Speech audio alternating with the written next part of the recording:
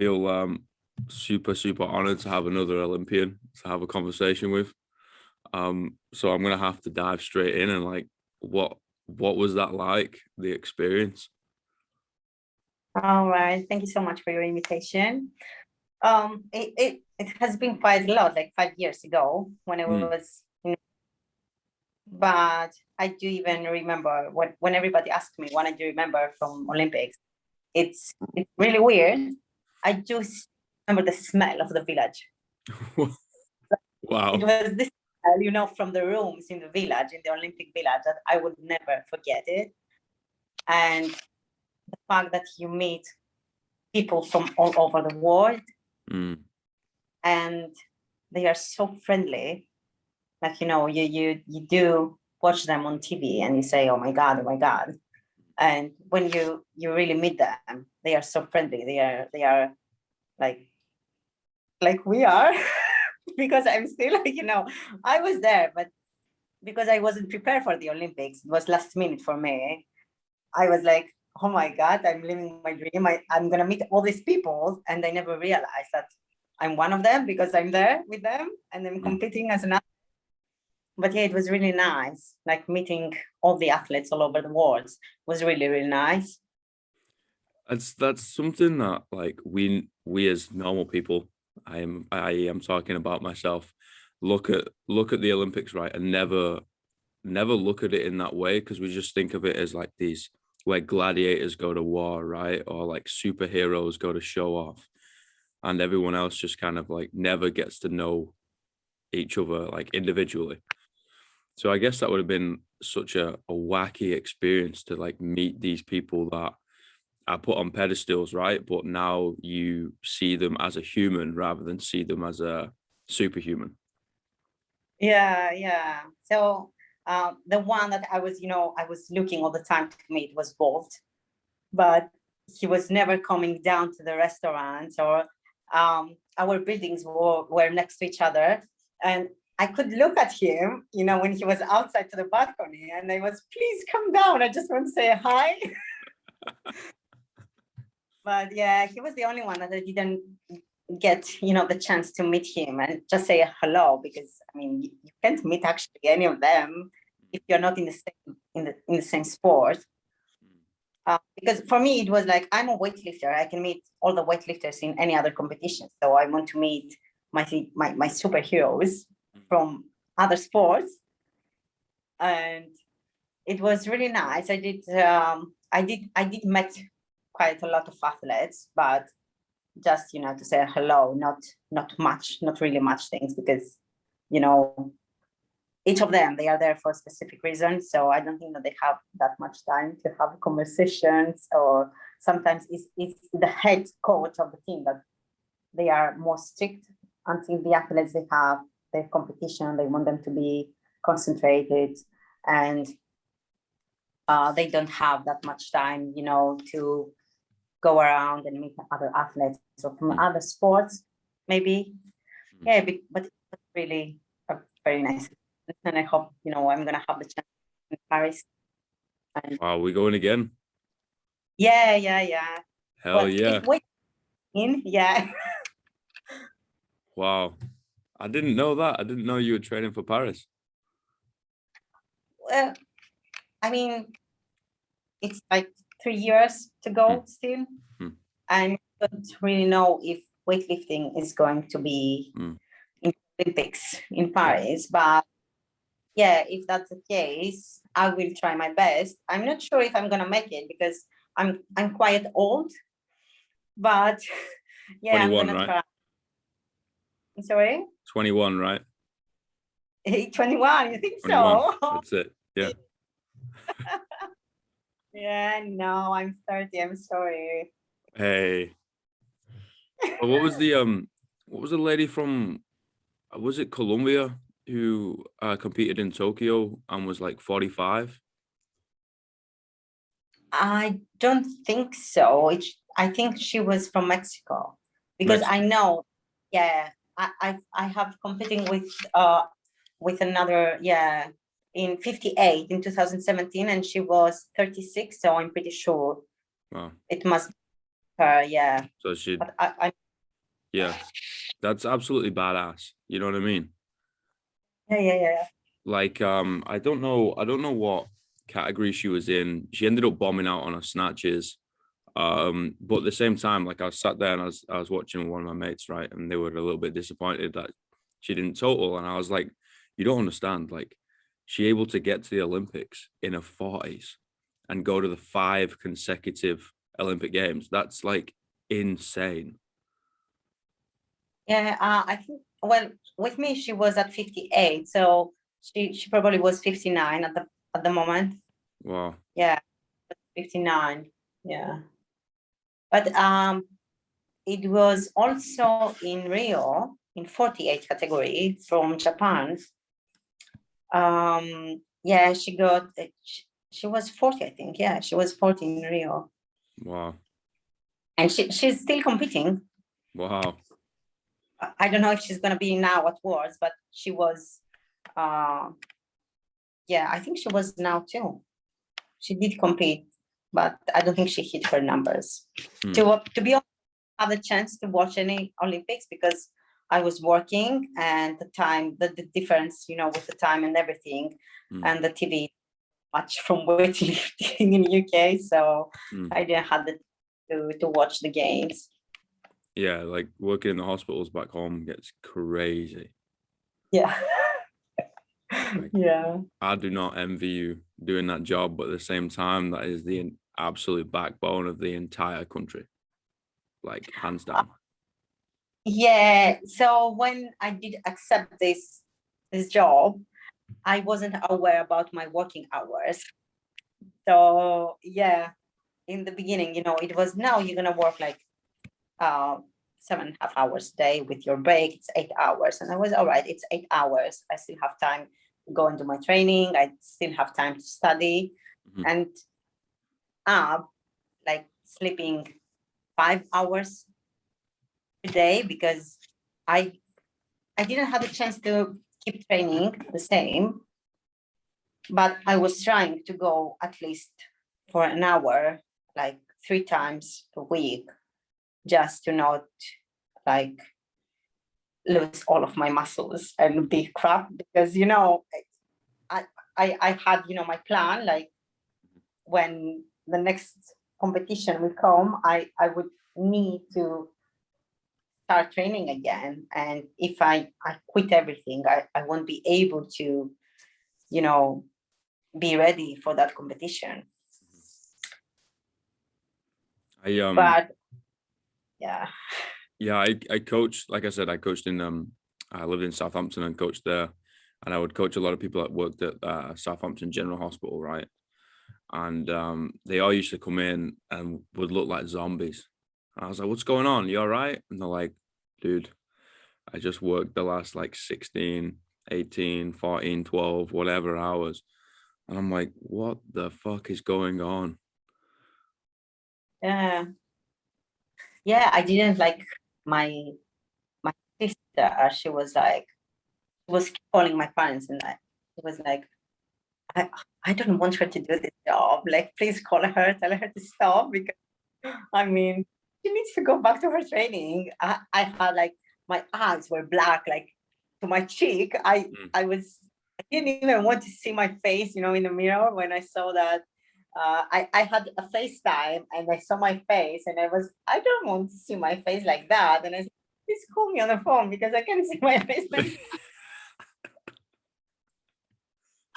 Yeah.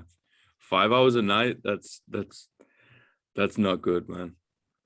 Yeah, no, it was so much pressure because I had my exams, and I had to study, and I was like, I was keep asking to my manager, please give me some time off, or like give me less hours because I can't keep doing this. I need to study, and my studies are my priority. And they were like, we need you right now. We need all the people right now. And I was like, okay. Yeah. Yeah, that's like exactly the same story as I hear from everyone working for the NHS, right? It's just like, now we are in desperate need for everybody for all the time. And it just seems like a screwed system. Like it's I'm not say much about that, but like yeah, you do. I mean, your silence says it all. you know, it's like you don't have any life and they don't actually care about. I mean, it's crazy, you know, because they ask from us to take care of people who are poorly and they need, but we do end up needing help for ourselves. And it's like, yeah, I mean, like hire more people when you need staff. You can't just exhaust the one that you have. That's the thing, right? Like the whole system is completely fucked because they will, you know, like you said, they won't hire more people and they'll just drain every employee that they have. And then it's like, oh, it's fine. We're just gonna like offer a job to whatever country in the continent that's kind of like in an economic crisis, right? So they did it to Portugal for a while, where Portugal kind of like went down, and they were like, all right, yeah, you can come over and work for the NHS, but you're going to get paid like no money. And I'm like, no, that's not the way to do it, man. Like you're creating another problem for yourself in the short term. Like in the next 5 years, you're going to have an issue again. Like that's not the way to do it. But I'm not a member of parliament, so I can't really change anything. It is what it is, right? Yeah, like it's weird. Like everyone I talk to back home is super, super, super grateful of the NHS, right? And we're like, this thing is the absolute best thing on the planet. But at the same time, we'll refuse to go to the NHS because it takes too long. Yeah. So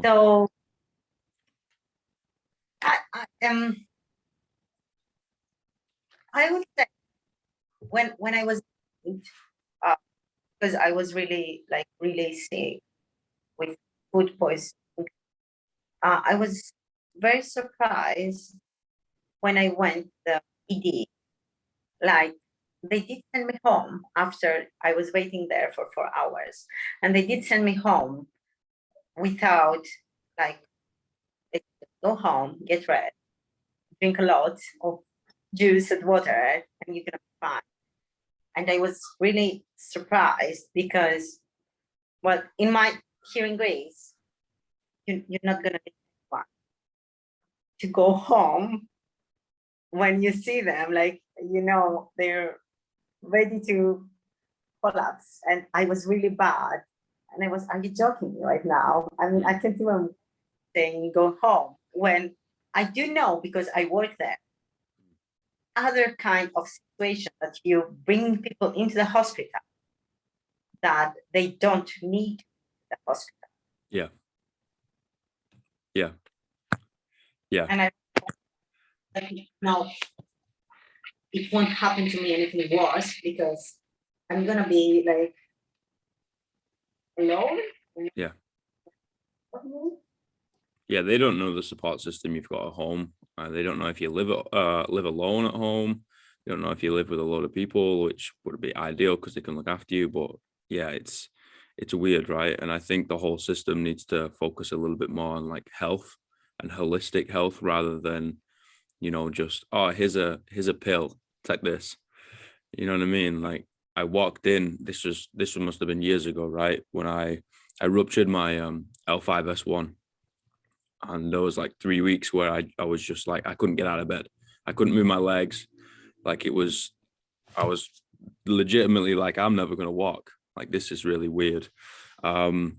Anyway, like as things start getting a little bit better, I can start putting a little bit of load through my legs. I went with me mum to A&E, right? Because I'm like, this needs to change. I've not been able to get out of bed for 3 weeks. And I hobble in. I'm like, listen, mate, like this is the situation. I don't know what's going on. I don't really know what to do. So hence why I'm here. And someone behind me walks in literally just walks in straight face and just goes, "Oh, I've got chest pains." And this individual was, rather wide, we'll say. And literally, he just gets put on a chair, straight into a room, goes to see someone, right? And they just turn around to me and be like, sit down. We'll get to you as soon as possible. I'm like, dude, like this is, yeah, that's an issue. It is. I know. I don't know how the system works. I don't know how they do build, what their priorities are, but I think that that's not good. They'll have Huh? they'll have different flags, right? So if you come in describing symptoms, whatever the symptom is, it will already get categorized, right? And if someone comes in with like, I've got chest pains, then they're immediately like, shit, this person could have a heart attack. And if they have a heart attack, we've really got to fix them up. So in that sense, I get it. And I do not blame anyone who works there. I blame the entire structure around them, because I think it's not set up for that level of people that come through every day. And you need to start looking at like the whole health structure within the entire country rather than just like blaming hospitals, right? Because they're first responders, they help people.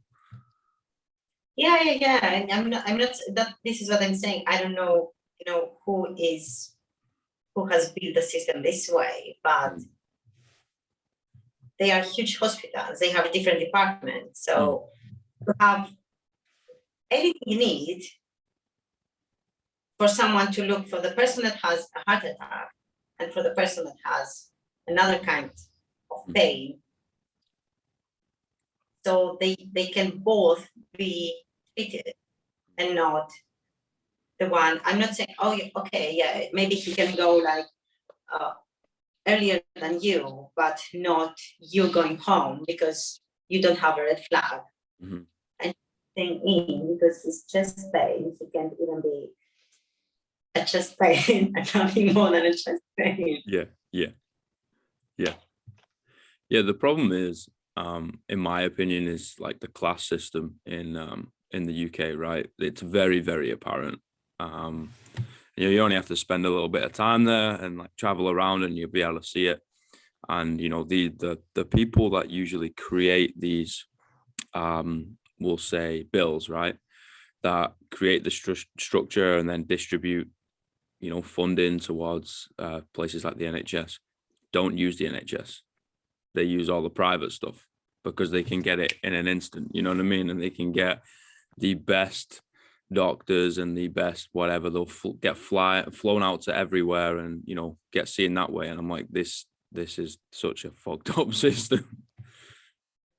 Yeah.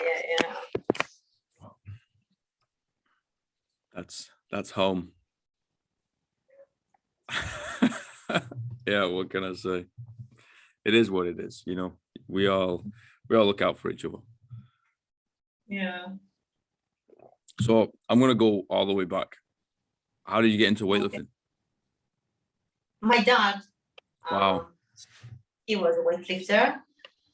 So originally I'm from Albania, and when we moved in Greece in 1997, so we are a family of 6. I have 3 siblings, 2 sisters and a brother. And like in 2000, my brother and both of my sisters, they did start weightlifting. I was still like too young for that. And like my dad, he bought like a bar, a really gym bar. It was like 10 kilos, the small one that you put the small plates with the small, like, not a weightlifter bar, not at all. So we started doing weightlifting in home. They start first and they start learning with my dad and everything. And in 2001, I start too. But I was like, I did start only for like a couple of months. And then I said, no, Dad, I'm sorry, I cannot do that. Because like when we start the training in the morning, we're going to finish in the midnight. Like it was more than 12 hours of training per day.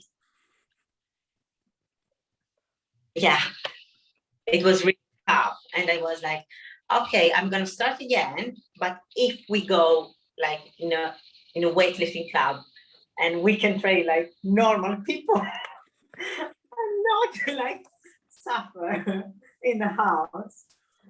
Wow. So yeah, it's because of my dad. Wow. 24 hours of training. Yeah. What a guy. It was like when it was time to have our lunch, he was like, we were trying to take more time, so we can get rest and everything. And he was like, if the lunch was more than 30 minutes, he was like, what are you doing there? Are you still sitting? You should have finished so far with your lunch. So that means that you are not really tired. That's why you are not eating fast, because you're not tired and you're not hungry. So go back to training. Absolutely crazy. Like Yeah. old school weightlifting. None of us was laughing back then, but right now when we sit down and we talk about it, we're like, we're laughing so much, and we're like, Dad, what we were doing back then? Wow. And then you jumped into a weightlifting club and just stayed at it. I did, yeah. We all of us, we moved to weightlifting club. I was doing like for 1 year, 1.5 years with a fake bar. It was like 5 kilos, I think, because I'm not sure if now they have changed the rules, but when I started weightlifting, you couldn't compete with like the normal weights until you go 13 years old. We had a kind of competition with, it was a fixed bar of 5 or 7 kilograms that the judges were judging you up for your technique. So points for your technique. And this was the only competition that it take place as a kid. And after you turn 13 years old, you can compete like with youth. The first category, it was, I did start 13. So I think I did start lifting weights when I turned 11 something. Wow. But really, really light, because they were really strict back then, not like now, which is something that I do disagree a lot with what is happening right now. You disagree? Yeah. Talk to me about that. Why? Well, because not that the 13 years old is like a normal age. It's still too young to do weights. But I have seen, like, especially in USA, so many, mostly girls, 7 years old, 8 years old, 10 years old, lifting 70 kilograms. Jeez. How is that girl lifting that way? How you can destroy your this is how I see it, your kid's life. It's a kid who will weigh like 30 kilograms, 35 kilograms. Is her body ready to lift that weight? She's not. Like, let her grow, let her body, let her bones, be a bit stronger. Let her grow as a kid, and don't take away from your kid that time of their life. Because I have been a kid and I know how hard it is going into sports, into professional sports from that young age. And maybe now, they see it like, I don't know, my kid is famous, or how they see it, how the parents see it right now, because I cannot think, I'm not a parent, I cannot think as a parent. But that kid, when it's gonna be older, first of all, they're gonna have so many problems with their body, their health problems. And second of all, they're gonna wonder why they didn't play with the other kids. Yeah. Because these years will never come back, and they will never have that back. And it's something that I'm seeing, like when young girls, they are coming into weightlifting club, I'm like, don't push yourself to grow. Just be a kid because you are a kid now. Not only with weightlifting, but with all the things, because you see now 15 years old girls, they look older than me. And I'm like, why? Why are you pushing yourself to look older? Why you enjoy your life? Like, why you don't enjoy these years of your life? You're still a kid. Go and play with the other kids, or do something for your age.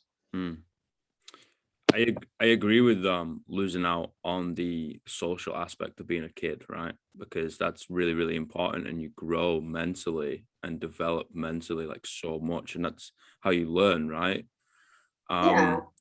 I will pose a question of, like, under the age of 10, yeah, I think they need to play sport. Do they need to touch weight? Well, why? I would ask why. Like, why would you want to do that? Yeah, not touch the weights. Yeah. But not that kind of weight. Yeah. I mean, obviously they're gonna pick things up, right, in everyday life, and that's technically a weight. But it's not like a barbell. Yeah. Yeah. It's not like so you do understand, like when their spinal, it's still changing. It's changing so much. They can have scoliosis because I was keep writing like that when I was a kid. And a doctor said to my father, please wear to your kids. It's like you wear it to your body when you go to sleep. So you keep it straight and you don't have, it doesn't get worse. And my dad, he was like, I don't blame him because he didn't know. And he was like, okay, no, I don't know what he's saying. I don't understand. I don't blame him because he didn't know. But right now, and because I'm doing weightlifting, I do have serious problems. So every 2 or 3 months, I do have a terrible pain on my back. And this is not because of weightlifting, it's because of my scoliosis that start from the way that I was writing. But with weightlifting, this is causing me pain. So can you imagine that in a kid that they still haven't,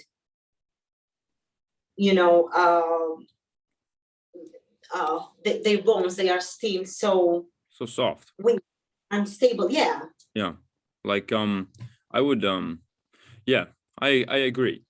To an extent, I guess, simply because, I swam, right? I swam as a kid, which is non-weight bearing, granted, but like a lot of coaches still in the UK come from, like, they go into the military, and then when they come out of the military, they start swim coaching, right? So they have that mindset of just like beat the hell out of these kids. And one of the mindsets was they need a certain amount of miles in their shoulders before the age of 10.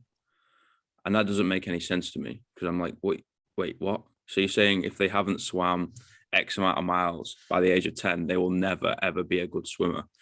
Because like kids haven't even started puberty at 10. So like that doesn't make any sense. However, like I got out of the pool and went on the pitch and played rugby, right? So that is full contact, human beings running into human beings, and you can get like head-on collisions. And that starts at, I want to say like 11, you can run into people, and that's creating, probably more force than a barbell would do in the weight room. You know what I mean? So it's really, really backward in the sense of, so we can run into people with our heads, but we can't pick up a weight in a controlled environment. Well, no, this is not only about weightlifting, in my opinion. I do believe that this is something that it must change. All sports. Of leave the kids to do sports. I'm 100% into that, but not that kind of sport. Because if a kid is doing that kind of sport at age of 8, what is going to happen at age of 10? or 11 or 12, or what you're going to, because the kids will gonna ask to do more and more and more and more, and either they're gonna end their career very soon, and then they will lose all the things that they deserve to do as kids. They deserve to do. And they won't be able to really control how they're gonna feel for that, because I'm talking even for myself. When I was 18 years old, I did quit weightlifting, and I looked around me and I had no friends because I was in professional weightlifting. And maybe the moment that you do achieve something, you say, yeah, it did worth. But at that age, for me, when I had lost so many things, like no time with friends, no time with my family, things that they will never come back to me. I know if it did worth to have all that pressure from my coaches at that age. I'm not sure if that was the correct way, or they should have the kids how to do sports, let them do sports, but not in that level. If you know what I mean. Yeah. Because I don't want to put other stuff in this conversation, but when you start the professional sports from that young age, you do start many things, not only the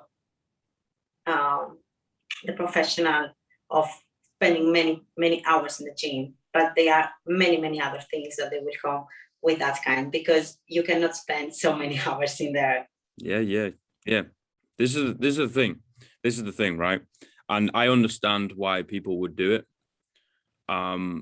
Like back home, like I grew up with just my mum, right? So it's just me and my mother for most of the time. And if you'd have come up to me and be like, Alex, do this, and this, and you will play professional rugby, or you will have like an 80% increase of chance or whatever, you know what I mean, to play professional rugby. So I can use sport to then make money, to then help my family, to then, you know what I mean, like bring my family out of a position and increase the position. I've just been like, yeah, sure. Like, and I will have no idea the repercussions.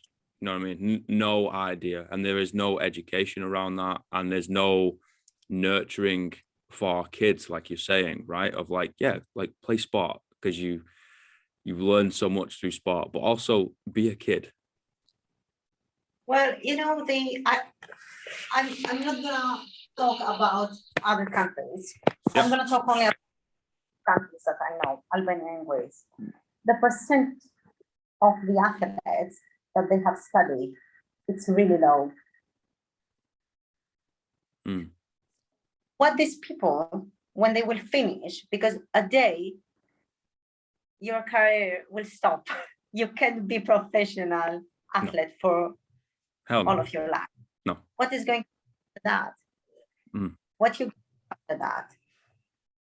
How easy if is for an athlete, for an elite athlete, that everyone admire them. One day he or she will turn the head and no one will know them. Yep. Because what's going to happen? This is what is happening when someone is saying goodbye, and that was for me. I'm gonna end my career here. No one will know you. No one will care about you because you're not more the athlete that brings the medals into the country. So when you stop doing this, politics, because it is about politics, they will stop about you. So then TV will stop showing and talking about you. No one will say to you, thank you so much for what you did. Or if they do, this will last like for a week. And then they will say, who is the next athlete? Because we need the next one now. So when they don't study what they're going to do in their life, because how many can they be coaches after they finish their career as athletes? There's going to be one, right? Not everyone are the right one to be coach. Yeah. Not everyone knows how to be a coach. Not everyone can accept the fact that they're going to coach someone that it might be better than them. Yeah. So that's maybe in that young age, they do not need to put all that pressure into kids. And maybe they need to do both of things together. And it's not necessary that, it's going to be like they're going to go to a uni or something, because not do that, but give them opportunity to do it. I agree. Or give them the opportunity when they are doing professional sport. Just help them how they can go out to the life after the sports. Totally, because you're not only just an athlete, right? You're a human being. You're a person. Yeah, so they don't do this. That's why I said that I'm going to talk only for these two countries, because they are everyone. Why are you working? How can you, why they keep saying to me, like, so have you quit weightlifting? And I said, no, I haven't quit weightlifting. But why are you working there? And I said, because I need to work. Because I'm not going to be a weightlifter for all of my life, because I do work. And if my country doesn't pay me, I'm not going to worry because they didn't pay me. So I cannot live with the fear, like if I don't do good in a competition, because I used to live with that fear for many years. I don't accept to live anymore with that fear. Like, oh my God, if I don't do good in this competition, they're not going to pay me. And if they don't going to pay me, how I'm going to pay myself. I can't live with that, fear. And it start all because of what happened into my life. And I think in many athletes of my generation, because I don't know how things are now, as not in this generation, the one that they do start right now, sports. But in my generation, all the pressure and all the do professional sports, because you're gonna have a lot of money, you're gonna succeed, and everyone will know you, and your life is gonna be perfect, and all of these things. And well, after Europeans, when I got the medal, I was so happy for myself, because all the work that I did, I took this medal, but it didn't change my life in anything else. That was me, the medal that I got, for all of my work, but it didn't change my life in any other way. And I was like, okay, nothing changed. Yep. Yeah, we get it back home. We get like a lot of, after 2012, because obviously it was in, hosted in the UK, and like a lot of athletes that ended up medaling went seriously off the rails, like were drinking all the time, quit the sport, you know what I mean? And now they are either in commentary or they are just nowhere, simply because there is no protection once you've finished, right? You've done the deed, you have got the medal for the country, cool, out you go. If you're not gonna continue on, you can leave, because the next person is hungry. Yeah, it's a fame game. It is. But the thing is, when you are young, you don't think about what is going to happen with me after 15 or 20 years. You're just thinking, I'm going to be famous, I'm going to be there, everybody will know me, everybody will talk about me, and this is what I need. Yeah. Your parents still feed you, and your parents still take care of everything that you need. And then one day you do realize that this is not what you really need in your life. Yeah, it's crazy. Like you grow up idealizing. You're like, oh, this is it, right? This is the one thing I'm going to strive for the rest of my life. And you're not going to get there at the end of your life. You're going to have another 70 years after you've finished. What are you going to do with those 70 years? Yeah. No, if I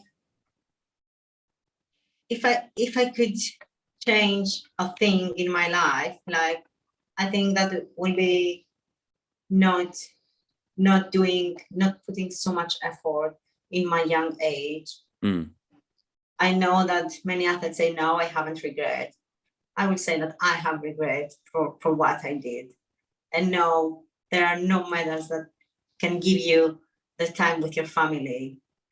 Like, I do not remember the last 20 years any kind of Christmas with my family. I know that there's no medal, there's no fame, there's nothing that can bring that back. I understand. Or any of your childhood that you're gonna miss because of doing that in that level, the sport. This is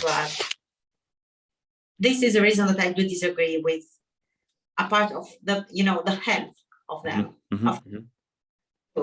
But all that is going to hurt them in their mental health in the future. And it's going to be so difficult. Oh yeah, totally. And mental health and physical health, like, it's the same thing, right? It's health. Yeah.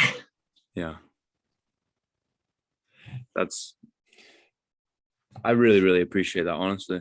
Like, not a lot of people will be as honest as that. A lot of people would just, oh yeah, medals are cool, oh, it was wicked. And it, like we said, it was a fantastic time, but there's always a dark side to the moon. No, so when after my Europeans, I have to say, like, the day after my competition, I think I was in my room just crying because I was like, I don't have here any of my family to share my happiness with. You know what I mean? Yeah. When you are like, you're studying and you're gonna take your diploma or whatever, you're gonna share all that with your friends or with your family or the people that you have around you. And it was like, I don't have to share my happiness with. It was only my coach there, which is like, it means a lot to me because I do work with my coach for many years, but it's the need to have all the people that has support you and stand by you. And until you get back home, all that excitement, it's not the same anymore because it's like, I don't know, you had a nice food, you say, oh, it was so nice, so delicious, but the next day you have forgot about the food that you had, right? Yeah. I can relate to the food. Yeah, totally. Yeah, like sharing that experience with people is what makes it so special, right? Rather than just bathing in it on your own. Like, you wanna share it with other people. I do believe so.